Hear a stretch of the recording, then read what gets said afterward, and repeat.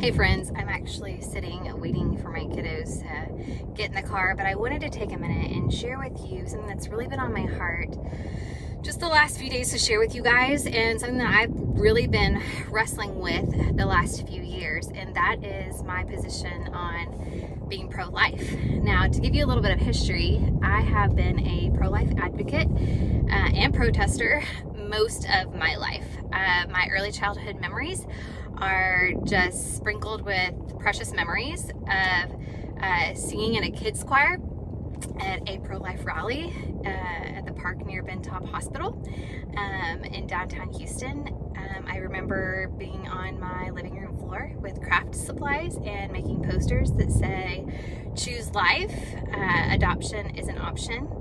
And that's all so true. But in my adult life, especially in the last few years, I have really had that position challenged in my life, and have really taken on a different understanding of what it means to be truly pro-life. Now, let me tell you that I've been blessed to have people in my own family and see them and watch them be the actual hands and feet of Jesus, where they have invited young girls in crisis and in need into their homes and mentored them and loved them and parented them, and seeing what it could truly look like when the people of God really become pro-life advocates.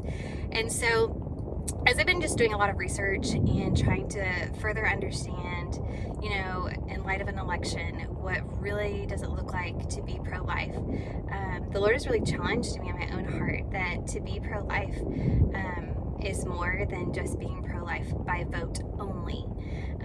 I think it's important that we know what's at stake in our elections. I think it's important for us to be to take the time to critically think about what is at stake, and there's a lot. I've actually learned a lot in the last week of just all that goes into who gets to make anti-abortion laws, and the fact that I didn't realize that federal funding does not go toward abortions. I always had the idea that federal dollars were being spent on abortions, and that's not true. In the large majority of cases, there are a few exceptions in the case of rape, incest, and when a mother's life is at risk, where Medicaid will intervene and help pay for those abortions.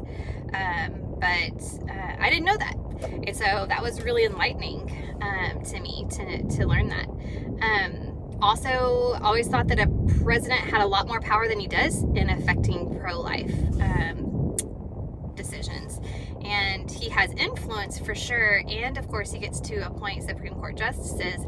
But when we're talking about pro-life and pro-life laws, we need to look a lot closer at our state elected officials, because that's where a lot of those pro-life laws are coming from.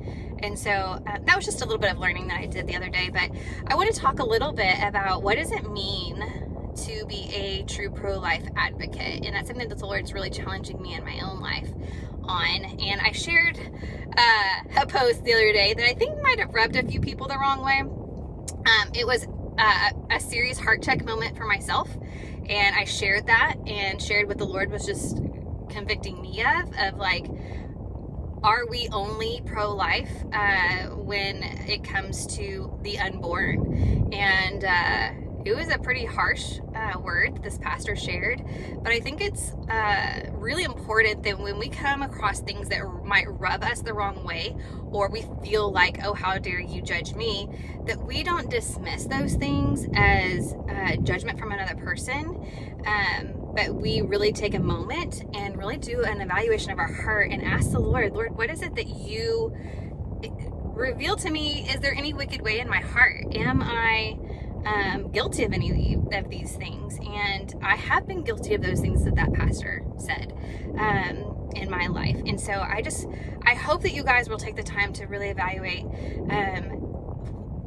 the realities and the true impact that we could have in the kingdom for the glory of God when we begin to truly advocate for pro-life for both the unborn and the born. So just a few ways that we could do that, right?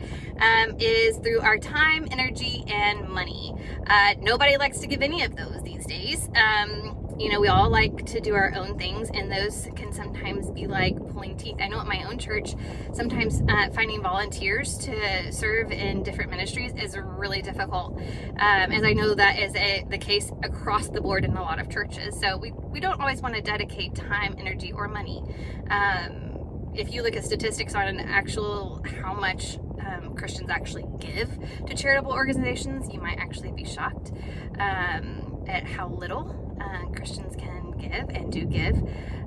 So I think it's really important that we evaluate that we put our money first where our mouth is, right? If we're pro-life, are we investing in local teen pregnancy centers and shelters that are helping women in crisis, in organizations that are partnering and mentoring women and families in crisis, and really looking at ways that we can begin to affect the undervalued communities in our cities. I know that recently I've had an experience with a woman, and with actually several women, who hunger and thirst to be a part of a church, and they have no mode of transportation, and they really are desiring to go to a church, and the only way that they could get to a local church around them is by taking an hour bus ride there and back, and with all their small children, and in light of COVID, that's not safe, and that need is not being met. And so that's heartbreaking that women who actually want to take their families and their young children to church don't have a way to get to church. I have recently also had experience in conversations with women who didn't feel like they had any other hope and no other choice but to get an abortion, and are actually heartbroken over that decision.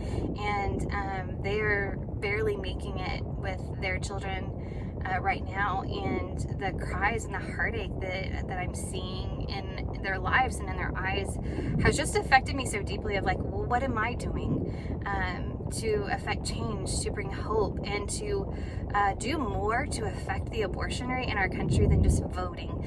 So we can get involved in different organizations through donating money, through donating our time and our energy, and the influence that we have in our lives, because we have a lot of influence, many of us. And so the other ways are by advocating in your church to your church leaders and church elders to maybe start a free daycare for those who live at or below the poverty line, where families can go out and seek a job or seek a position or education or training, that you offer free childcare to those children in your churches, where they're going to feel the love and the acceptance of Jesus, and so that those families can go and can go find jobs or go get skills training, that your churches provide after school care, or partner with an organization in your inner city areas that provide both volunteers and resources to go and to love those people well, to not be judgmental, not to be harsh, but to just love like Jesus loved, to go and provide job skills training and interpersonal skills, so that families can actually begin to build lifestyles and lives that are no longer dependent on government welfare systems and food stamps. I'm shocked at how little food stamps actually covers. I came across a mom several months ago whose daughter was very, very sick, and she had no money to go buy her basic cough syrup and basic children's ibuprofen for her daughter who was running a fever. No money. EBT, food stamps, does not cover that. Welfare does not cover that. What if our churches and our food pantries also offer things like feminine hygiene products and shampoos and soaps and paper products and toilet paper and basic ibuprofen and things like that in our food pantries?